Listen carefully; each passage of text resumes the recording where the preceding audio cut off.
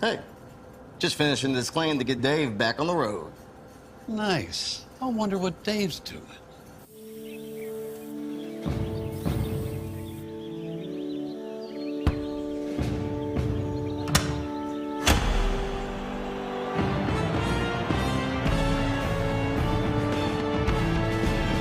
You do your thing. We've got you covered.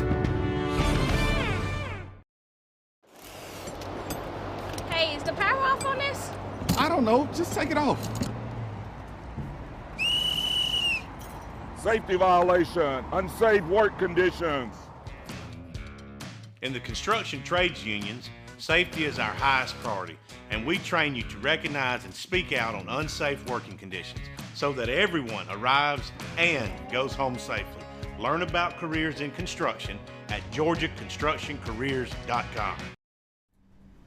All right, happy Friday and welcome to the 319th episode of the Alfa Insurance Georgia Prep Sports Drive for the GHSA State Title.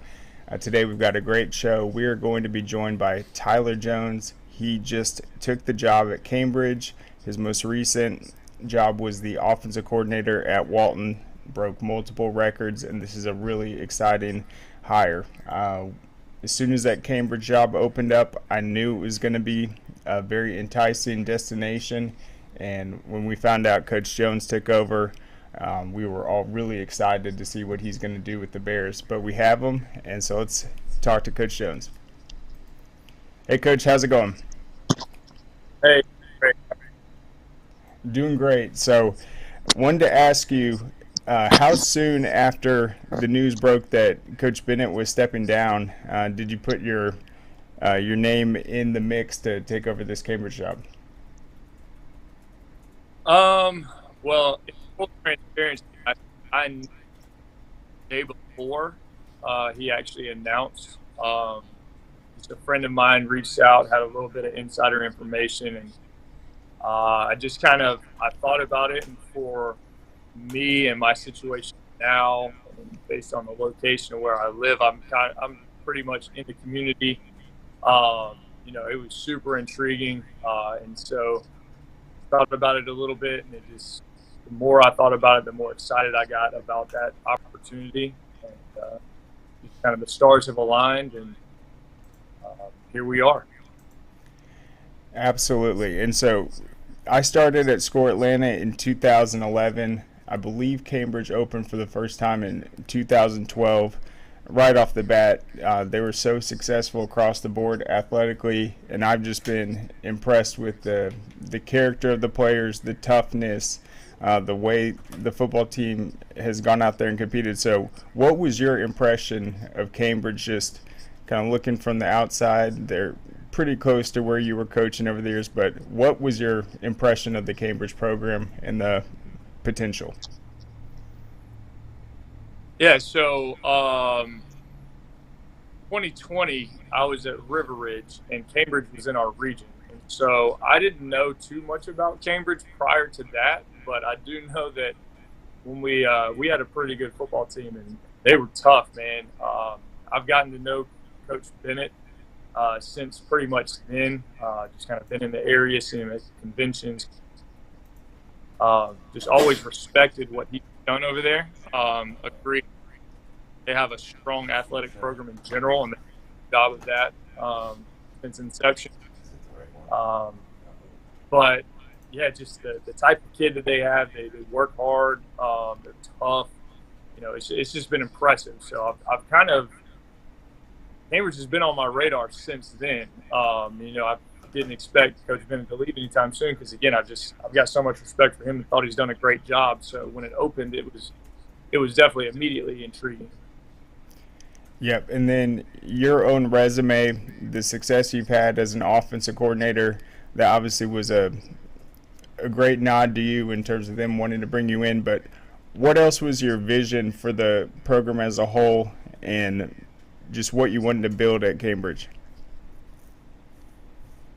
I've been very fortunate to work for a couple of really good programs and a few really good head coaches. Goal of mine has always been to be a head coach, not necessarily to just take any job, but to do the one that's right for me, my family, And so I guess learning some things from Coach Collins at Wheeler and River Ridge, and then being with Coach Bruner for the past 2 years, I've just got to see how some really good programs are being run.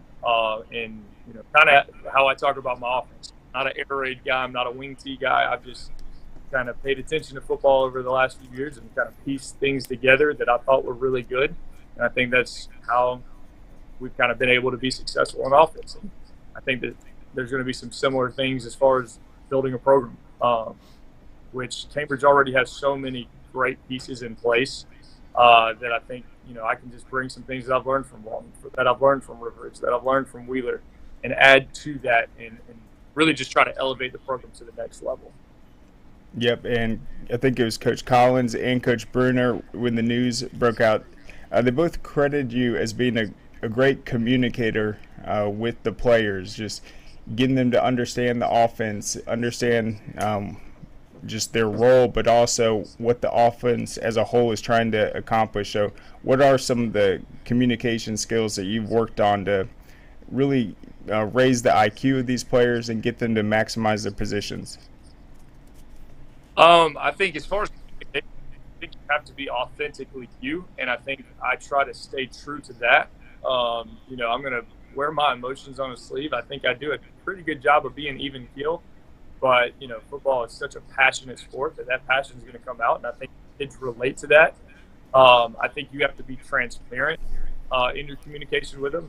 Not tell them what they want to hear, but what they need to hear, and I think people ultimately respect that. And so, I love the game of football, and I love sharing that with others, and I think that rubs off to people the right way. And so, that's kind of what I've seen to be successful for me in the past, and that's kind of what I hope to bring to Cambridge. Yep, and when you're mentioning the offensive style, it's like, yeah, you guys aren't a pass-oriented. It's not air raid. You've been balanced everywhere. You've had the 1,000-yard rushers. You've had the receiver stepping up. You saw Cam Lloyd this last year just have a breakout role. You've been able to deal with injuries, keep the train running. But what is it about the balance that's been so important with your offenses just to get everyone involved to be really effective? Yeah, I in a perfect world, we are going to be as close to 50-50 balanced run pass. And I know people have different philosophies on that. But for me, it's really just keeping the defense on their toes, not letting them hone in on what you're going to do, like pin their ears back, rush the passer, or stack the box and run the ball. I think it's very important as an offensive play caller to make sure that you inventory what you have personnel-wise. Because, again, our offenses look very different year to year, but, ultimately it's going to be driven off of what our players can do and putting them in the best, place to succeed. Like you said, at River Ridge, I had a 1,900-yard rusher. Everybody knows who Jeremy Heklinski is, and he threw for 3,800 yards this year and 50 touchdowns. What we're going to try to do is just put our kids in the best position to succeed. It may look different year to year, so that's okay. It's very okay. And be efficient on offense, and we want to move the ball. And if you're moving the ball consistently, getting first downs, that you have to be able to score. And we all know if you score more points than the other team, you're going to have a good chance to win. Absolutely. And then what's your approaches with the offensive line? How hands-on have you been just getting those groups to gel together, and how have you been effective in getting them to understand the different looks, having the situational awareness, and just knowing what the objective is throughout the game?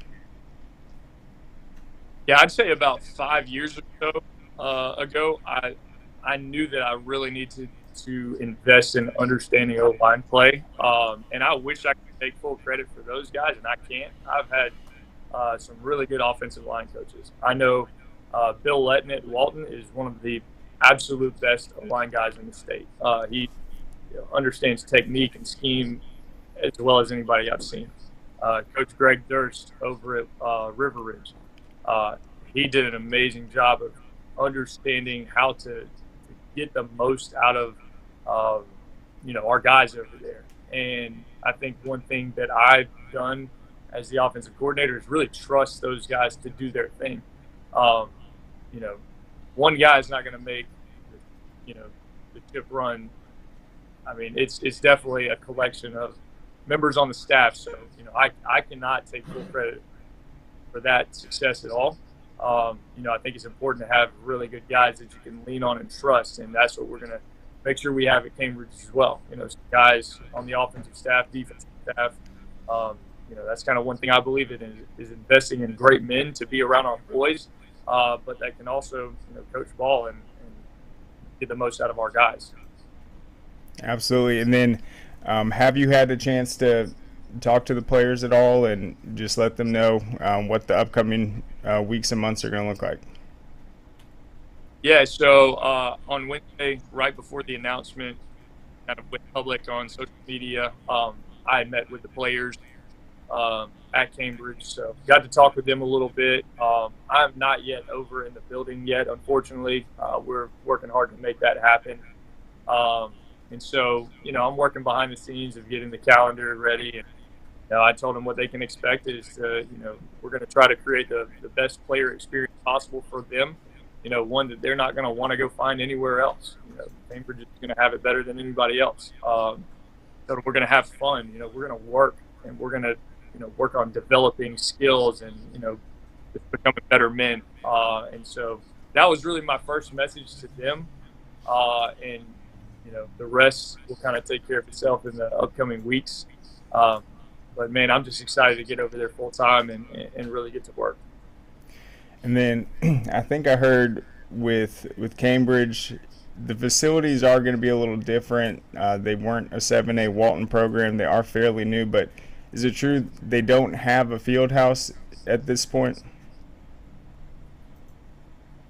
Correct. I guess when the school was built, that wasn't maybe on the priority list. And I don't know the ins and outs of that. I do know that there have been plans before to work it out. And, I think that's a 3 to 5 year goal is to get one of those built for the guys. Because, again, I think when you're talking about providing the best experience for our players, like that's something that can be pretty important to them. To have a home, something that's yours as a football program. So that is definitely one of the goals. I have to get in there and realistically see what's going on before I can just say, oh yeah, we're going to do that. But I'd be lying. That's not something we're going to work hard to try to get and improve facilities. Because again, I think what I want to be known for with our program is just providing an unbelievable high school experience. Not all kids are going to be able to go on to the next level and get to play at Alabama or Georgia or Clemson where they have top-notch facilities. So, whatever experience we can create for our guys, we're going to work hard to do.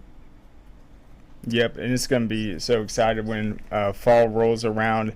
And, yeah, things like a field house, that's a great investment. But as a head coach, one of the exciting things you're going to get to do is really develop the culture at Cambridge. Every game we've covered, great student support, great community around the program. So what are some of the things that you're going to try to do just in terms of the overall culture at the school, just now being the head coach? Again, like you said, I think the culture is strong at Cambridge. I don't think there's, a humongous task to build it up. But I do think, we're going to bring some excitement, try to play a fun brand of football that people are going to want to come watch, that, other guys in the school building might want to be a part of. And I know they've had some traditions in the past that, we got to kind of evaluate if that's important to the culture. But, we definitely want to get the vibe to where, hey, Friday nights is where you want to be. Like Cambridge High School on a Friday night, what better place do you want to be a part of? And so I think getting the community involved, getting the feeder programs involved, getting the students involved, and trying to create that atmosphere of just a fun, exciting, competitive team. We're going to work really hard to get that done. For sure. And I know it's the Cambridge Bears, but I think that student section, because of the powder blue, I think they called themselves the Smurfs, and they definitely get up for the games. But what have you seen just with the schedule, the region you guys are going to be competing in this upcoming season? Yeah, so the region going to be very competitive. There's some really good programs, some strong programs, BT, Kell, Westminster, Centennial. There's going to be some really competitive Friday nights, but I look forward to the challenge. And honestly, I don't see it as something that we can't get in there and compete right away for a region championship. By no means are we going to go in there and just say, hey, we should win it immediately. We're going to have to work really hard to do that. But I like our chances. I like our region. The non-region schedule, I think, is challenging, and it's going to get us prepared for that second season of really looking forward to it. In fact, I think our fall scrimmage that's currently scheduled is Carrollton, so we're going to get tested right away and get a lot of talent. But things like that are going to prepare us for the important part of the season, which is region play and the postseason. So look forward to the challenge, and I can't wait. For sure. And so it's a 6-team region. So you'll play 5 region games, 5 non-region. The way this new classification looks, a 6-team region, that's pretty beneficial in my opinion. Some of these regions grew tremendously. So who are the non-region games that you remember that you guys are going to have to prepare? Yeah, I wish I could tell you I knew right off the top of my head, but we do have we open with Pope, and then we play Johns Creek. We have a tough test by hosting Calhoun, so that's kind of a big non-region test for us. And again, no disrespect to anybody else, but I don't have the full schedule memorized right this moment. But definitely, those first few are things I'm looking forward to.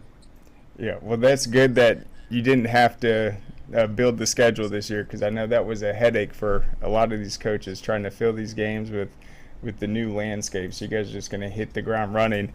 But what is the spring schedule going to look like for you guys? So Bainbridge hasn't really done spring football in the past, and there's a multitude of reasons for that. But with a new staff and so many new moving pieces, that's going to be a necessity for us. So kind of been in the works already, and we have a spring game set up with Dunwoody High School, and so we will have spring ball, and I think the community, the boys especially, are really looking forward to that, just getting out there and getting better. So really looking forward to that late April, early May.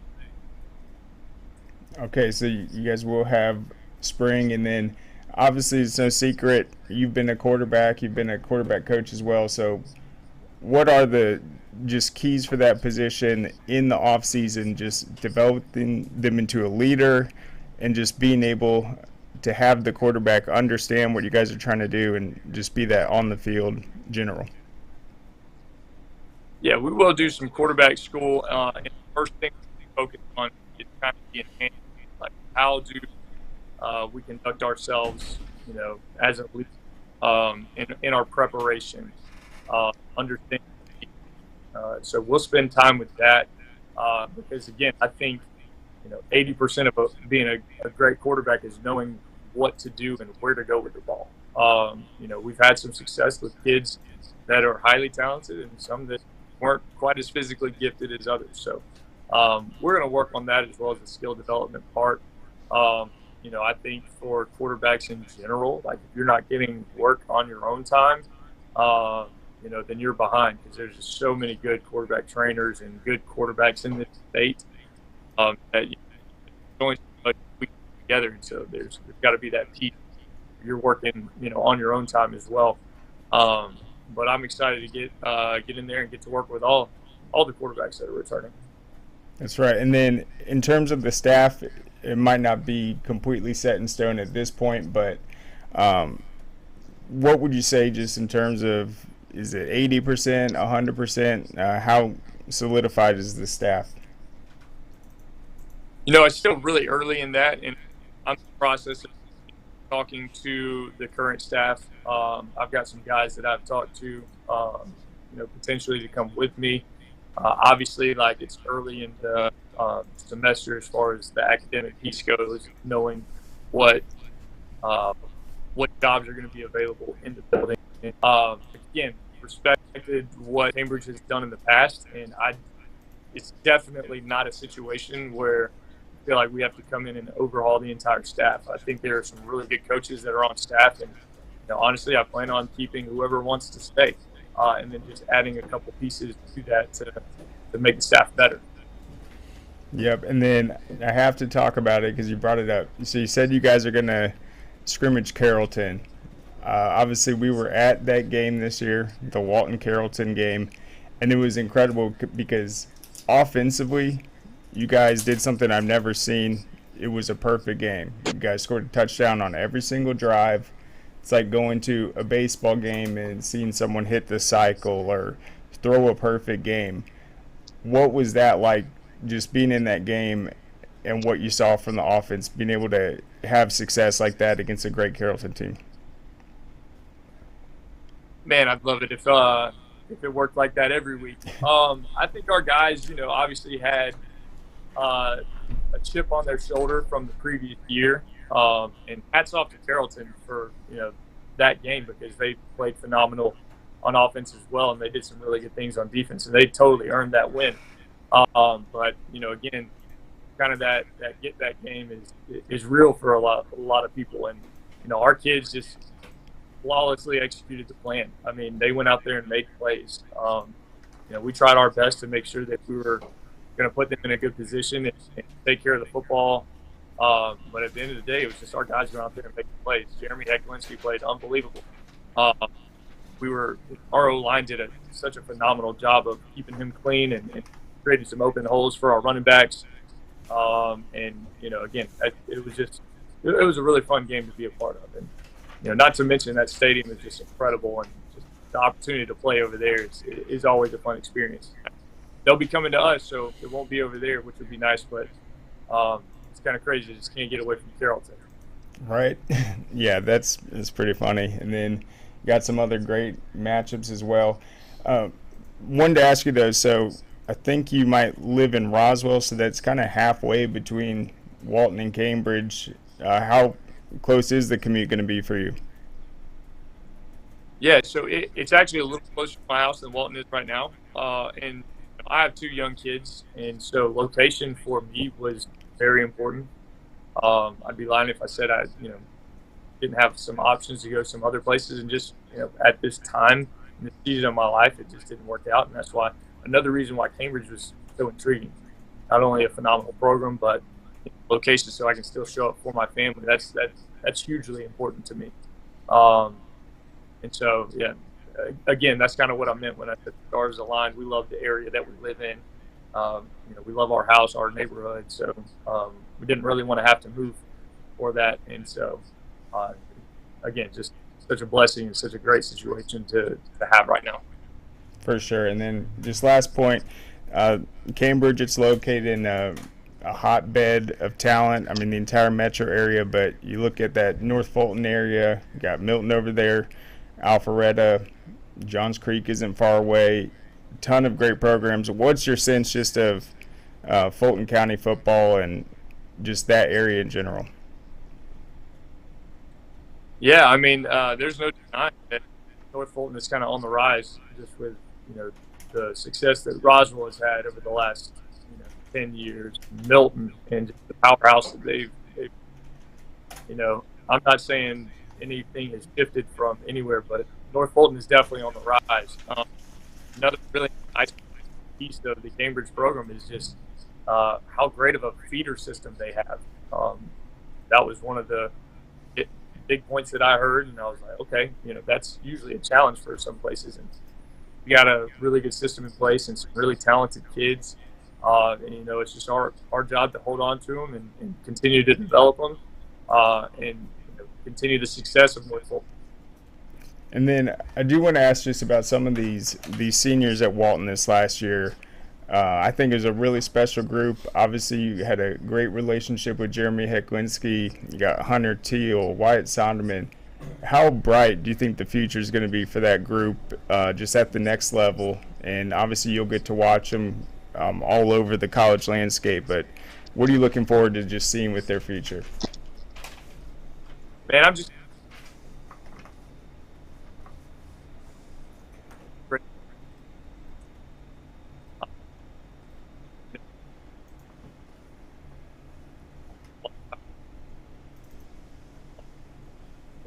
that'll never change between them, which is amazing. But they're also going to forge those new bonds at the next level, and they're all very immensely talented.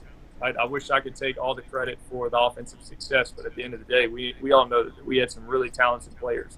I tell people all the time, I didn't make any plays this past year. I just called them, and so those guys went out there and made the plays, and I fully expect them to continue their success because not only are they good players, they're all just such great kids. They're going to be great young men. They're going to do things the right way. They're going to work hard. They're going to expect to have success, and there's no doubt that those guys are going to continue it. All right. Well, Coach Jones, thank you so much for coming on. I really appreciate it. Congratulations. We're going to be following you guys. Can't wait to see you guys suit up this spring and then next season. Congrats, Coach. Awesome. Well, thanks for having me, Craig. I really appreciate it. Bears. You bet. Yep, go Bears. All right, so there goes Coach Jones. And, yeah, what an exciting situation, but just to see what Cambridge is going to look like next year. The offensive impact, the creativity, the innovation, that's going to be huge. Cambridge has always been, the way I describe them, they're technically sound. They're tough. And what do I mean by that? Defensively, they are great at form tackling. Their receivers, they run crisp routes. They're all on the same page. They're athletic kids. They're multi-sport athletes. They have a ton of wrestlers that come over and play defense. Got a ton of lacrosse players, baseball players. So he's going to have a lot of just athletic kids, and then he's going to be able to maximize their roles and then basically form this offense around their individual skill sets, be balanced, be aggressive. That's something we've seen him do throughout his time as an offensive coordinator. He's not afraid to get physical, run straight at defenses. And I think Cambridge is going to be really fun to watch. So we'll take a quick break. I'm going to finish talking a little bit more about the hire, and then we'll get into some basketball news after this break. What you doing? Hey, just finishing this claim to get Dave back on the road. Nice. I wonder what Dave's doing.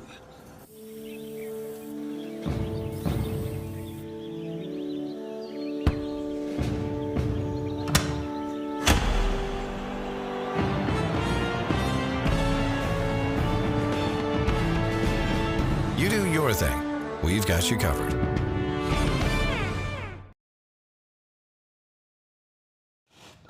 Hey, does it matter if this leaks? It don't matter to me. Can't see it from my house. Illegal use of hands, improper training. GeorgiaConstructionCareers.com has 14 different highly skilled trades with tuition-free training in our certified apprenticeship programs to train you the right way. Find your career at GeorgiaConstructionCareers.com.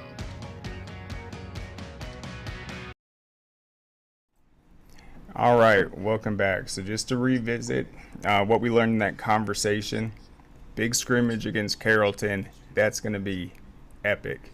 And Carrollton's going to be going to Cambridge for it. We've talked about Carrollton, all the talent they're returning next year. Got Juju reclassifying his final varsity season. You got Tyler Jones now at Cambridge. I'm excited. I'm ready for football, and it's only January. But let's look at what Cambridge had to say about it. And you look at the comments of this, it's like there's always great hires, but this one's really intriguing. Recruit Georgia, this is a great hire. Matt Stewart, definitely stood out to him. You can just tell this is going to be a really nice fit. So Cambridge High School announces Coach Tyler Jones as its new head football coach. Coach Jones comes to Cambridge from Walton in Marietta, where he served as offensive coordinator for the 2023 Class 7A state runner-up Raiders. Prior to his 2-year stint at Walton, Coach Jones worked at River Ridge for 3 years and Wheeler High School for 5 under current River Ridge head coach Michael Collins. So Michael Collins was at Wheeler, then River Ridge. Coach Jones was with him at both. This is what Coach Collins had to say about Jones joining Cambridge. He goes, Coach Tyler Jones is one of the most talented individuals I've worked with. Not only does he have an innovative mind when it comes to scheming football, but he also has an incredible ability to effectively communicate with players and parents. He is a high-level motivator that will help any program reach its full potential. Walton's coach Daniel Bruner added, Coach Tyler Jones is one of the greatest offensive minds in the state. He's a great man that values family and believes what football can do for young people and communities. He has a great vision for the Cambridge program and will be a great success. And he mentioned a little bit that 3 to 4 year goal that a lot of coaches bring into a program. That's obviously you got to have success on the field first. You got to have success in the classroom. You got to send players to the next level. You got to build the youth program. But in terms of facilities, I think that's going to be really important. When you are able to build that field house, it really represents the past success. It gives the players a locker room, a place to hang out and bond in. And then Fulton County is such a big county. You got the city of Atlanta in the middle of it. You look at the map, it looks like a dumbbell. It's like half of it's up here, half of it's on the other side of it, Atlanta. And famously, you have a lot of these Fulton County areas have incorporated over the years. Milton became its own city. Johns Creek did. I think there's some South Fulton cities as well. So unlike Cobb County or Gwinnett, where Gwinnett County famously a couple years ago made the decision where every single school was going to get a turf field at once. They finally figured out the funding and did that at the same time. I feel like just adding another fantastic head coach into the Fulton County system that's going to have that vision on why it's important to have these facilities, make football a pillar within the community. I think it's going to benefit all of Fulton County. I think that's the potential of what he's going to be able to do there. Coach Jones has taught and coached for 11 years and has been part of record-setting offenses at each stop. In 2 seasons at Walton, Coach Jones' offenses averaged 42.4 points per game and 451 yards per game, amassing an overall record of 24-4. And let's be real, Walton did not try to run it up on teams in region play. Some of these more lopsided ones, they sat starters in the second half. They had running clocks, so this is not them just trying to pile on yardage. The 2023 state runner-up Raiders were 14-1. They averaged 48 points per game, which is the most in Class 7A history. Now there's no more 7A, so that record might stand for eternity. Who knows? And 450 yards per game. In addition to his offensive coordinator role, Coach Jones also served as the quarterback coach for All-American Jeremy Hecklinski. Prior to his tenure at Walton, he served as the OC at River Ridge from 2019 to 2021 and was an integral part of turning a perennially, never even tried to say that word, struggling program into a contender, earning the school's first region championship and a state quarterfinal appearance. I think that was also the first ever year River Ridge defeated their rival Creekview. That was a huge deal for them.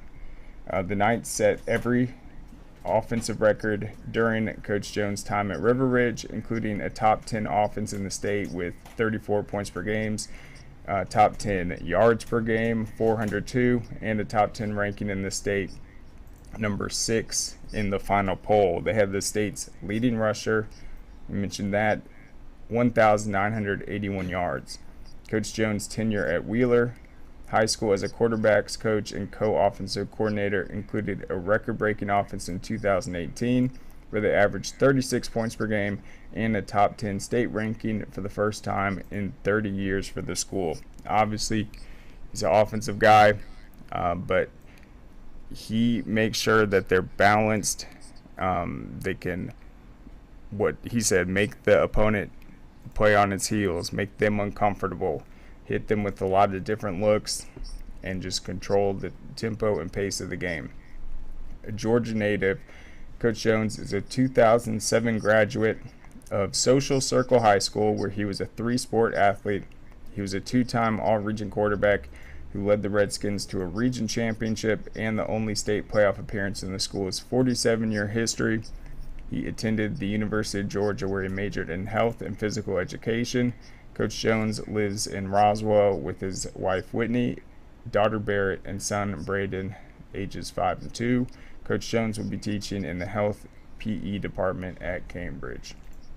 So they are super excited, all the Bears community, and it is crucial. So you look at Gwinnett County, it's no secret, it is hard to keep players in your school.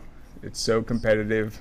There's so many schools basically on top of each other. You got Buford, Archer, Grayson, North Gwinnett, Norcross. A lot of kids will move around in Cobb County. You got Walton, McEachern, Hillgrove, North Cobb. A lot of kids move around in that area. Then in this North Fulton area, Roswell, Milton, Cambridge, Alpharetta. So having a coach that these top playmakers, they're going to be excited to play in that offensive system. Look at how he was able to balance the production last year with Walton. You're a young receiver at Cambridge. You've got to be excited. I mean, this guy's proven with these record-setting offenses that not only are you going to have the individual success, but you're going to be working within an offense that is going to help you at the next level. If you go on and play at college, you're playing in a dynamic offense that is able to do a lot of things based off what the defense is presenting. You're going to understand the game. You're going to have a lot of confidence to have success at the next level. So, tremendous hire. One of many great hires, but certainly an exciting one. And can't wait to see what the Bears do. So let's look at the biggest storyline for them heading into this season. I had it pulled up, one sec. It was the offensive production. I'm going to shortcut this. So Cambridge lost so much this past season from the previous year. I think they had about 5 all-state seniors, including Will Taylor at receiver. They won their first ever region title in 2022. Coach Craig Bennett did a phenomenal job. He's been Cambridge's only head coach. In that season in 2022, Cambridge averaged 37.4 points per game. That shattered every single offensive record in the school's history since their opening in 2012. That offensive production went down last year. A lot of it was because they were so young. They lost a ton from their offensive line. Also, they lost Christian Isabor, one of the best players in the state, versatile running back that could contribute in all 3 phases. So they went from 37.4 points per game down to 21 this last season. Still made the playoffs for the 5th or 6th straight season. Had big wins. They beat Denmark in non-region play, had a win over Alpharetta. closed out the season wins over Northview and North Springs, and then fell to a great Hiram team in the first round, 31-24.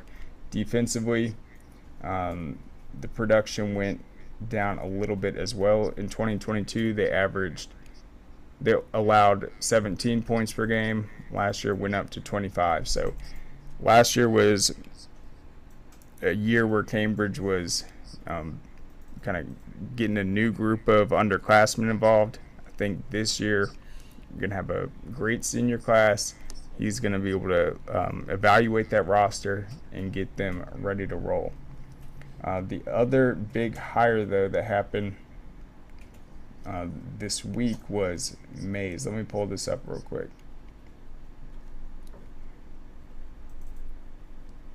All right, so Mays hired Reggie Austin, and he previously served as a defensive coordinator on the staff, and then I believe he was at Lithia Springs most recently. Let me see if I can find this article.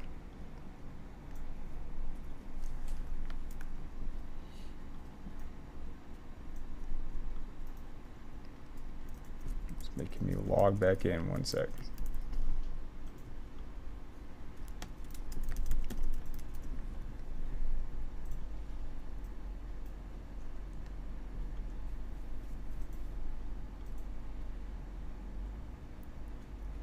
Okay, here we go. All right, so this is May's new head coach. That was a big hole left. Coach Slayton did a great job in his 2 seasons. Led them to 8-5 and 7-5 finishes. But this is Reggie Boom Austin, the former Mays defensive coordinator, took over. Austin is an Atlanta native and Harper High School alumnus who played quarterback for the Chicago Bears in 2000 to 2002. He was on Mays' staff from 2015 to 2020. He also coached at Lithia Springs recently. His son, Reggie Jr., is a star baseball player at Vanderbilt. Being able to lead these young men, many of whom share a similar background to mine as an Atlanta native, fills me with an immense sense of pride and responsibility, Austin said. So that was Mays. In other moves, Riverwood has made Sean Hill its permanent head coach after he spent the 2023 season as the interim head coach.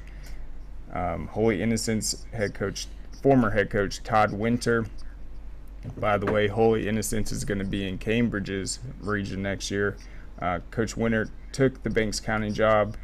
He led the Golden Bears to region titles in 2019, 2021, and 2022. Also had a great year last year. Banks County hasn't had a winning season since 2016, so that will be a big task for Coach Winter.